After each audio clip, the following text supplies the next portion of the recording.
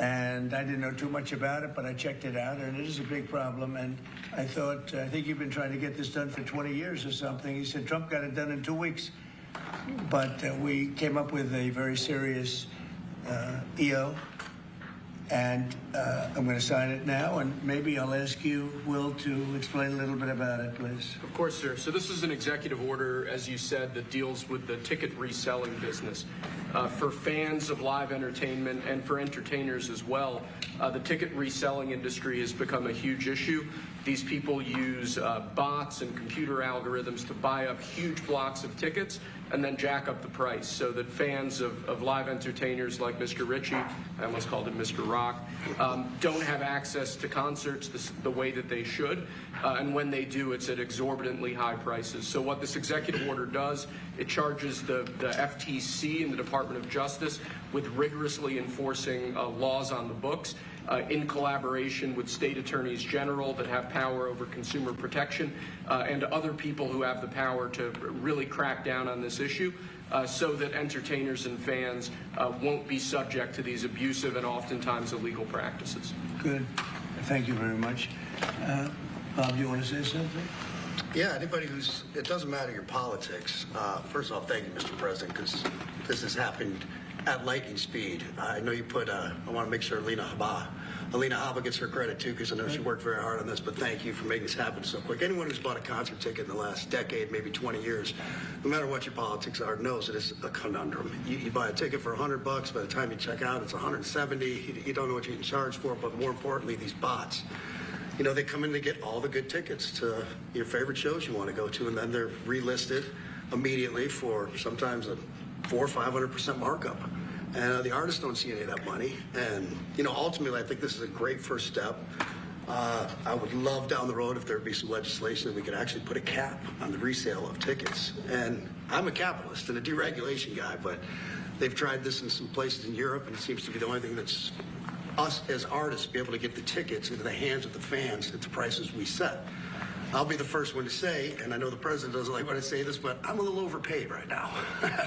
It's kind of ridiculous. I would rather be, you know, a hero to working class people and have them be able to come attend my shows and give them a fair ticket price. And I can't control that right now. So hopefully this is a step to really be able to make that happen. I know a lot of artists and a lot of fans who love concerts and music are going to be very appreciative of you taking this. And I think Bob is more interested in the fans and the people that are having to pay crazy prices than he is the artist.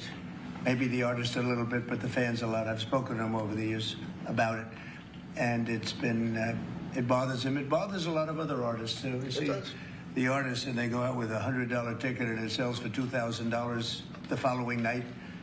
And they seem to be able to sweep up the best locations too, which is pretty amazing. So they've only enforced that Bots Act one time, I believe. Yeah. A couple years ago in New York City, I think we got a $2 million fine. And that's the only time they've enforced that act. And who is the primary culprit? Who sells these tickets? It's the scalpers. It's these bots go in and they're automated. So you're. But is there a company involved? You might not want to. No. Well, there's reselling markets. Yeah. I think I know, Peter. But that's all right. Don't get them involved. Maybe they're more innocent than we think. Huh? Well, if you think of it, like if Ticketmaster sells a ticket, if you buy a ticket and go to a show, you're in a lot of ways their worst customer. Because they make another 17, whatever percentage every time that ticket resells. So they don't want to enforce the Bots Act necessarily because they're making more money off it. No, the artists don't see any of that money, but that's not what I'm advocating for, is for me to make more money. I want the fans to have fair ticket prices, be able to go and enjoy more shows. I know people that can only, they decide on a family vacation they're going to their favorite concert once a year rather than, you know, my parents used to go see multiple shows when you could afford them back in their day. And I'd like to take my ticket prices lower, but if I set my ticket prices low, these bots immediately eat them up and they resell for hundreds of dollars more, and I'm just making these bad actors rich. Yeah. Well, I think this is a big step to getting it stopped. Do you have something, Brian? Yeah, I do, actually. I actually feel that the consumer is going to take the money that they've saved and actually buy merch, which you guys have a big percentage of, or do concessions, which you guys split with the venue on that as well. So I think their money we don't share in concessions a lot. No, those are. We try to, but they don't want to share it in the beer prices and parking or any of that stuff. But the bottom line is there's money for everyone to be made. there's plenty of money to go around. You know, no one's going to really lose here. You know, Ticketmaster, if we can get a cap, they're going to lose some money. But I've already talked to CEO Michael, and he's given me his word. He's on board for it. I was talking to Jacoby with Papa Roach earlier, and by the way, he's a big fan of what you're doing, President Trump, digging into this whole scalping and the bots. A lot of musicians, you can say that, they're with Kid Rock, sir, Good. on I this, think so. without a doubt. A lot of people are. President Trump, Peter? would you ever wear a jacket like that? I don't know. I was thinking about doing it for tomorrow. We have a big event coming up, and I was thinking about doing it, but I'm not sure. So you recently bought a Tesla for White House staff I did. to use, but now there's all these domestic terrorists targeting Teslas.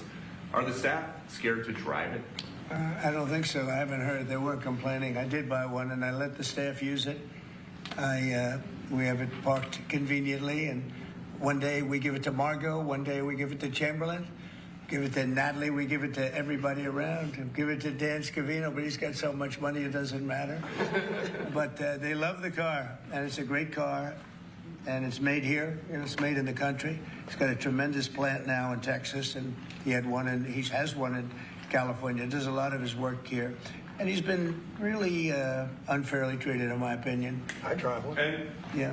there's this other story. I know it's hypothetical right now, but if you were allowed for some reason to run for a third term, is there a thought that the Democrats could try to run Barack Obama against you I'd love for that. his third term? Boy, I'd love that. That would be a good one. I'd like that. No, people are asking me to run, and there's a whole story about running for a third term. I don't know. I never looked into it.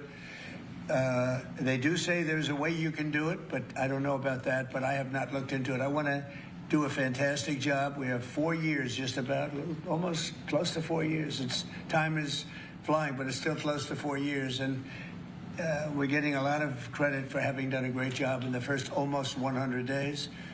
And we have some big things we're going to be announcing over the next 2 days that you know very well, Peter, and I think it's going to be something that's going to bring a lot of wealth back to our country, tremendous wealth back to our country, actually. And other countries are understanding it because they've been ripping us for 50 years, longer, but they've been ripping us off for years, right from the beginning. And I think this is going to be an amazing, I call it a lot of different names, but it's really, in a sense, it's a rebirth of a country because how we could have afforded to do what we did. We help everybody, and they don't help us. I really, the term I like best probably is the liberation of America. It's the liberation of this country because it's incredible. Look, we have $36 trillion in debt for a reason, and that accumulates over a long period of time. So I think what you're going to be seeing over the next couple of days will be very inspiring to a lot of people. You know, they had a lot of auto plants being built in a certain country. I don't want to mention the country because we get along great with the country, but those plants aren't being built there anymore. They gave them up today and yesterday, day before, and they're building them all now in the United States. And we have many examples, not only auto plants, chip companies from Taiwan are coming in. The biggest, Mr. Wei, he's big. I said, you are a smart guy, aren't you? I've been reading about him over the years, but he controls a large portion of the chip business, as you know. You don't get smarter. They're going to be investing $200 or $300 billion. Apple's investing $500 billion. You know, they always built their places in China. Now he's building here. I think because of you speak to Tim Cook, because of the election, but maybe more importantly because of the tariffs. You know, he's got really an obligation to do it. But we have many, many companies that you haven't even heard of. But I think we'll be at $5 trillion very soon. And if you think about this, we've never been anywhere near that. I don't know if we've ever been at $1 trillion. What do you mean by that? We're 500. What do I mean by a trillion? 5 trillion. What are you referring to, sir? I think that we're going to be at $5 trillion of investment. I think you're going to have investments very shortly. We're already 3.5, and we have commitments, verbal commitments for a lot more. And numbers like that have never been done in this country. And it's going to get harder. This is in 2 months. It's really in less than 2 months because since we've really gone out with it. And we have other interesting things happening. But to me, the whole tariff situation, and essentially they've done that to us for many years. So if we're anywhere near $5 trillion in 2 months, this could be numbers like the country's never seen. And every time you hear a dollar spent, that's another job because the jobs are coming with it. So auto plants, chip plants, pharmaceuticals, lumber coming in. We have things happening in this country. I'm not sure that they've ever seen it. Steel, you know, we have tariffs on steel. They've been here for a while. Steel and aluminum. Nobody's ever seen anything like we're witnessing now. Nobody's ever seen anything. Most of you agree with that. I mean, it's nothing much you can't agree with. We have things happening in terms of jobs and investment, the likes of which I don't think we've ever seen. If you look at, let's say, $4 to $5 trillion in a period of a month and a half, that's even more than you do with your concerts, which are always sold out, right? Nobody's ever seen numbers. And think of it, where Apple's at $500 billion, as I said, but they always used to spend that money in China. Now they're spending it here. That means they're going to build. Now, they don't have any tariffs. Remember, there are no tariffs if you do your product here, if you build whatever it is in the USA. One of the things we're also trying to get is if you buy a car that was built in the USA, you get a deduction on interest. So if you go out and borrow money to buy a car, if it's built in the USA, never been done before, it's a big deduction for people that really aren't used to deductions, frankly, because people that buy cars like that are not big into the world of deductions, and now they're going to learn about deductions. So I think it's going to be great. Yeah. Mr. President, are you going to move ahead with a universal tariff or different individual tariff rates on a whole variety of different? Well, you're going to see in 2 days, which is maybe tomorrow night or probably Wednesday, you're going to see, and they're reciprocal. So whatever they charge us, we charge them, but we're being nicer than they were. We have a lot of countries, friend and foe. I always say friend and foe, but the friend in many cases is worse than the foe. They took advantage of us, and we are going to be very nice by comparison to what they were. The numbers will be lower than what they've been charging us, and in some cases maybe substantially lower, but we sort of have a world obligation perhaps. But we're going to be very nice. Relatively speaking, we're going to be very kind. Mr. President, you met with the chairman. Somebody said that about me the other day. They said, who doesn't know me very well, they said, you're such a kind person. And I said, say that again. They said, you're a kind person. I said, I've never heard that before. It was a weird statement. I was kind. Who said that? I've heard of words that, I don't know, I better not tell you. You know, I've been called a lot of things, but it's sort of a different kind of a word. It's like an old-fashioned word, isn't it? Mr. President, you met with the chairman of Stellantis today. Did Yes. he ask you for a pause on the auto tariffs? No. What was that meeting about? Just about some of the problems they have with the environmental, which we're going to clean up. Have any of the automakers... We're going to probably go back to 1920. If you look, we're going to go back probably to a 2020 standard. So we'll have 2020 standard, and that's just a few years ago.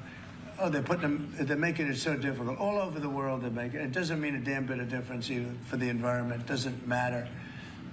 They make it impossible for people to build cars. So we're going to be doing much different. 2020 is a strong standard, but they've taken it to a level now that makes it very difficult to build a car. So we're going to be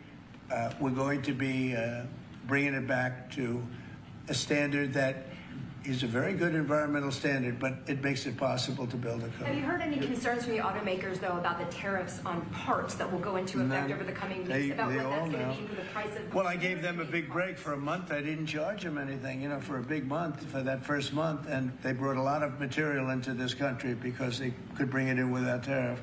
If you look at Canada and Mexico, they were driving hundreds of thousands of cars into the market because they avoid the tariffs by doing it before the tariffs go on, which would be Wednesday. And I saw in some of your shows where cars are lined up for miles and miles. Some of them didn't have fenders on them. Some of them didn't have the roof on yet. They're driving it here brand new. They're driving it in because they want to avoid the tariffs. I let them have that. They sort of took advantage of it because, that wasn't part of the deal, but that's okay. They're great American car companies, and so I gave them a little break on that. Yeah. Are there any countries that you're not targeting on Wednesday?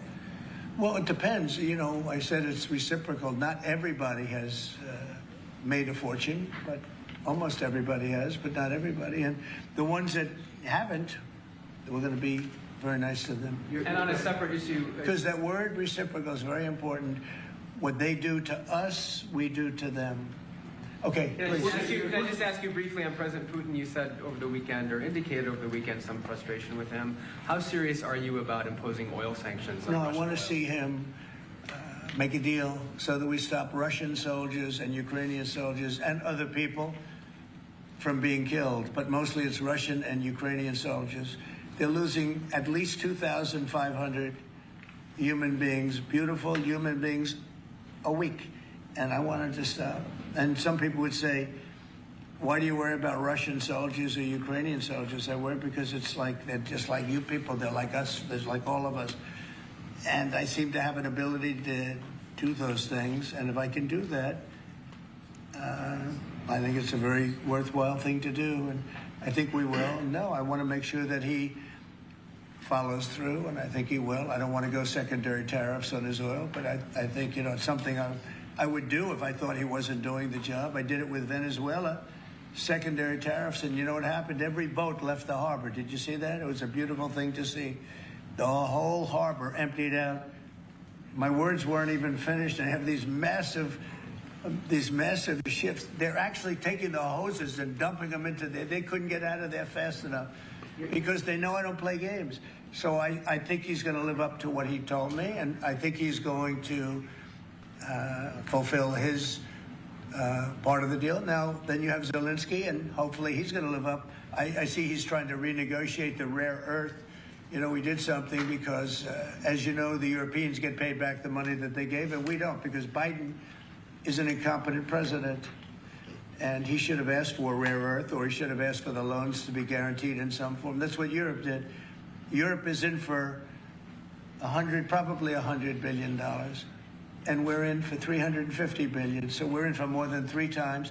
And now you could make it a little bit less than that, but it doesn't matter, whatever the number. We're in for substantially more than Europe. We could be in for $350 billion. They have no idea because Biden wasn't a good bookkeeper except for himself. And what happens is we made a deal for rare earth. It was all done. And I heard through you, I haven't spoken to them yet, but through you, I heard that they're now saying, well, I'll only do that deal if we get into NATO or something to that effect. Well, that was never, number one, discussed. Number two, I think it's going to be very long before Putin. They said you're not going into NATO. And it could be, that's probably the reason the war started, actually. Yeah, we're hours away from a very special election. Wisconsin, Florida. I want to share your thoughts on Republican voters to not sleep on this. These are 2 very important races you got. Well, it's a big race, Supreme Court race in Wisconsin. It's taking place essentially as it was early voting, and so we'll see what happens. It's a big race. I love Wisconsin. We won Wisconsin. Republicans typically don't do very well in Wisconsin, but I did. I actually won it twice. I actually probably won it 3 times, to be exact. We played their side. Not probably. I won it 3 times. And we had a rigged election the second time, but that's, one of those things. We had to make this one too big to rig. Would you agree with that, Brian? Yes, too big to rig? Yes, sir. So anyway, but there's a big race, and I hope you get out and vote for the Republican. The woman is a radical left lunatic, and let's see who wins. But the woman will be very bad, and Wisconsin's a big state politically, and the Supreme Court has a lot to do with elections in Wisconsin. So if whoever it is that's running, including even Senate races, etc., but whoever it is in 4 years that runs. Having Wisconsin is a very big, we won it early and big, but winning Wisconsin's a big deal. So therefore, the Supreme Court choice, that is the one you're talking about right now. It's a big race. It's going to be announced fairly shortly. President Trump, on TikTok, big week of deadlines. You got Liberation Day and the TikTok deadline. Yeah, this we week. do, which I can extend if I want, but we have a lot of enthusiasm for TikTok, for buying it. I think TikTok is good. I used it I was a great TikTok guy, and we won by 36 points, the youth. We won the youth, which Republicans don't do. Maybe it's because Kid Rock likes Trump, I don't know, but we won the youth by 36 points, and I attribute some of that to TikTok. Is the TikTok deal, the negotiations now, tied to a bigger tariff deal with China? No, but it could be. I mean, I've used tariffs for lots of different reasons, but I could see, 1 point in tariffs with China, a big country, would be probably worth more than all of TikTok, as valuable as TikTok is. It's big stuff. So there's a great example. That's a great question, actually. I'm a very flexible person. I could use that for that. Like, maybe I'll take a couple of points off if I get approvals for something. I haven't done it. Maybe I'll do it, maybe I won't. But it's a very good question. Peter, you're very good. Thank you. You'll love this one. Go ahead. It's not front page news, but I am just curious. What is your thought about Tiger Woods now becoming part of the broader Trump family? Well, I love Tiger, and I love Vanessa, and they had a great relationship. I happen to think the relationship with my son, I happen to think the relationship was hurt very badly by the witch hunt that went on, Russia, and all the crap that they put Don through, who knew nothing about it. But Vanessa and Don had a very good relationship. They have incredible children, 5 incredible children, all good athletes, all great students. They're like great. And they broke up, quite a while ago, and which was to me very sad because I think they're both great. Don and Vanessa, and Tiger actually called me a few months ago, and I have a very special, very good relationship with Tiger. I played golf with him a couple of times over the last month, and he's a fantastic guy and a fantastic athlete. And he told me about it, and I said, Tiger, that's good. That's good. I'm very happy for both. I just let them both be happy. Let them both be happy. They're both great. To follow up on China, China, South Korea, and Japan say they're going to work together in cooperation to respond to the tariffs that you're going to put into effect this week. Are you concerned that this move of the tariffs this week could push some of the United States' closest allies to work with China? No, I'm not worried about it. I'm not worried about it. Yeah. Mr. President, can I ask you I about think something? they have a chance of doing better, actually, with the tariffs. It can actually help them in a certain way. And I think a lot of them will drop their tariffs because, they've been unfairly tariffing the United States for years. And if you look at the European Union on cars, the European Union already dropped their tariff down to 2.5%. It was announced a couple of days ago, which is what which is a very small tariff. The United States charged very little. And I think I heard that India just a little while ago is going to be dropping its tariffs very substantially. And I said, why didn't somebody do this a long time ago? A lot of countries are going to be dropping their tariffs. About something that happened in France today, Mr. President. Marine Le Pen, the far-right leader, got convicted in court and is now banned from running for office for 5 years. Do you have a comment on that? That's a big deal. That's a very big deal. I know all about it, and a lot of people thought she wasn't going to be convicted of anything, and I don't know if it means conviction, but she was banned for running for 5 years, and she's the leading candidate. That sounds like this country. That sounds very much like this country. Okay, anybody else? You've been presented with a bunch of proposals for tariffs by your advisors. They've been talking about that idea publicly. And who? That your advisors have presented ideas They to you do. about tariffs and what to do in the next few days. Have you settled Well, on you're going to see, I've settled, a long time ago. Yeah. But we talk about it. We talk about it a lot. We want to do what's right for the country and even the world. It affects the world, not just this country. This has been the piggy bank for the entire world. So it really does affect the world, and that's important to me also. Yeah.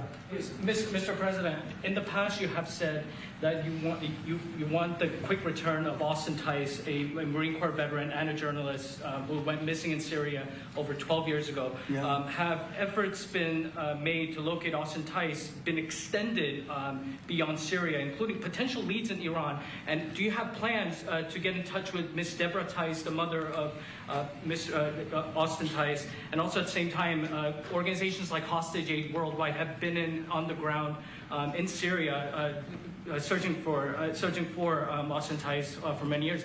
Can I get your comment on the potential future plans to locate Austin Tice and to bring him home finally? So we've been looking, as you know, for Austin for years.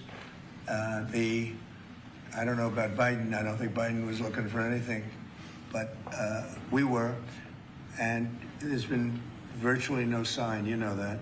There's been no sign of Austin. an incredible young guy. Be less young now. I mean, it's been a long time. It's been many, many years. The mother is fantastic. She's a very committed mother that her whole life is to find her son, who was in Syria and just disappeared off the face of the earth. So, you know, a lot of bad things happen, but we're always, you know, we will never, until we find out something definitive, one way or the other, we'll never stop looking for him. But we have been, and the response, it's just a lot of dead ends. He's been gone for a long time. The problem is there's never been a sighting. You know, sometimes you'll have somebody, you're looking for him, and there's a sighting. There's never been a sighting of Austin, but we are out there, and we have great respect for his family and for his mother. She's been unbelievable. Yeah, please. Mr. President, a question about... No, behind you. No, apologies. Yes, you've had outreach with the leaders of Russia and China. You've made an outreach to Iran. When are you going to plan to reach out to North Korea and Kim Jong-un? Anytime in the near future? Well, I do. I have a very good relationship with Kim Jong-un. Now, you people hate to hear that, but it's very important. I got along with him fantastically, as you know. It started off very rough, very nasty. Little Rocket Man, the whole thing was a nasty deal. And then one day we got a call that they'd like to meet. We met. We have a great relationship. And, yeah, we have, there is communication, yeah. I think it's very important. You know, he's a big nuclear nation, and he's a very smart guy. I got to know him very well. You remember, I put my foot across the line, and then I walked across the line. I don't know if Secret Service was thrilled with that. They actually wasn't. They were not too thrilled. But I have a very good relationship with him. Yeah, we'll probably do something at some point. Yeah, please. Jeff. Who's on your short list, Mr. President, to replace Elise Stefanik as U.S. Ambassador to the UN? So we have a lot of good people that want it. First of all, Elise is fantastic, and I just don't want to take chances where you guys saying, how is the election going? We have a congressional election that's a little bit close. I guess the one is in good shape, but the other one's a little bit close. But Randy Fine is a great guy. They're both good candidates. They're very good. But it's, you know, a little bit, we want to be careful. And Elise is very popular in her district, and so am I. We won by a lot of points, and so did she. And there's a lot of people that wanted to run for it, but we have no idea, are they going to win? I think it's just security. And I said, Elise, what about going back? Because they love you there, and she's going to take a big leadership position with Mike Johnson and the group, the speaker. And I can tell you that for the replacement, we have a lot of people that have asked about it and would like to do it. David Friedman, Rick Grinnell, and maybe 30 other people. Everyone loves that position. That's a star-making position. And so we'll see what happens. But we have a lot of people that are interested in going to the United Nations, as you can imagine. Yeah. Pretty quick music question. Favorite song to play live is what? And then my question for you, Mr. President, your favorite rally you did last year, 2024. What was your favorite one? Favorite song to play live? Yeah, favorite song to play live. Oh, that's a tough one. It'd have to be one of the hits, probably Cowboy or Ball with the Bar. There's a song that I've played every night that was never a singular hit that I probably should not say the words to in this office right now.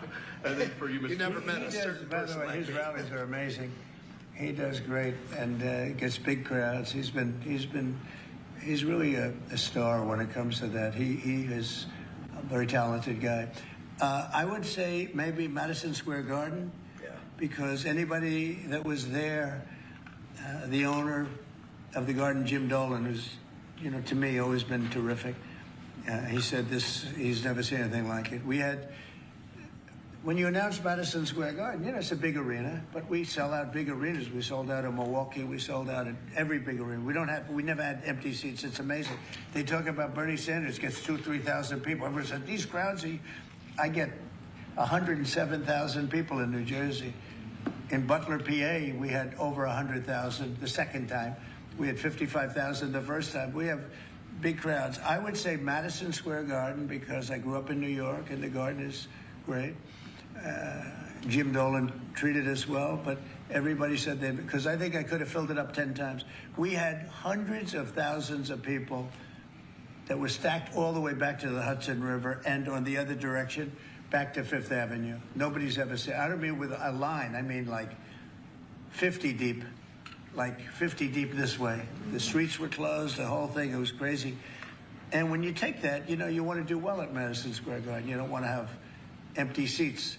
But we could have sold it out, Brian, 10 times, and everybody knew it. And I think we got a good indication that that's where the election was going. And we won every swing state, and we won by millions of votes. It was a great election, yeah. Mr. President, the U.S. military transferred 17 individuals to El Salvador overnight. Did you discuss with your team whether these deportations would run afoul of any recent court orders? No, I do want to thank, however, the president. He has been unbelievable, and you know, in relation to us. But I think that our people have done an incredible job. You know, I got elected on the basis of getting bad people out of our country that shouldn't be here, very dangerous people out of our country. And that's what I did. And then you have a judge that wants to take over, and I can't imagine it can be allowed. If it was up to him, they'd all be put back in our country. These are killers. These are drug lords. These are really bad people. But I want to thank the president of El Salvador because he's done an amazing job. You saw it. Yeah. Elon Musk's special government tenure is coming to an end, 130 days, I think another month. Yeah. Do you want him to stay longer, or is it time for him to go back to running his companies in Europe? Well, I think he's amazing, but I also think he's got a big company to run, and so at some point he's going to be going back. He wants to. Would you want to keep him around? But I'd keep him as long as I could keep him. He's a very talented guy. You know, I love very smart people. He's very smart, and he's done a good job. You know, Doge is, we found numbers that nobody can even believe, like 400 billion, 500 billion. It could be close to $1 trillion by the time they end on different things. And he's led the charge, and you've seen a lot of his people. And these are people that joined up. I always say they're high IQ people. I like high IQ people. And they've done a great job. No, at some point, Elon's going to want to go back to his company. I will say he's got, despite the way he's been treated, so he's an American patriot, but the way he's been treated with Tesla is just terrible. It's just terrible. In fact, you have a Tesla. Yep. And you love it. You love it. He was saying before he bought a Tesla, he loved it. A lot of people are buying Teslas, I think, and I hope they are. He should not be treated that way. He's done an incredible service to our country. Well, once he goes back, is Doge going to keep operating even without Elon here? Well, I can't tell you that. I can say this, that a lot of the people that are working with Doge are the secretaries, you know, the heads of the various agencies, and they've learned a lot, and they're dealing with the Doge people. I think some of them may try and keep the Doge people with them, but, you know, at a certain point, I think it will end. But they have also gotten a big education, and they're doing a really good job. There'll be a point at which the secretaries will be able to do this work and do it very, we say, with a scalpel. And that's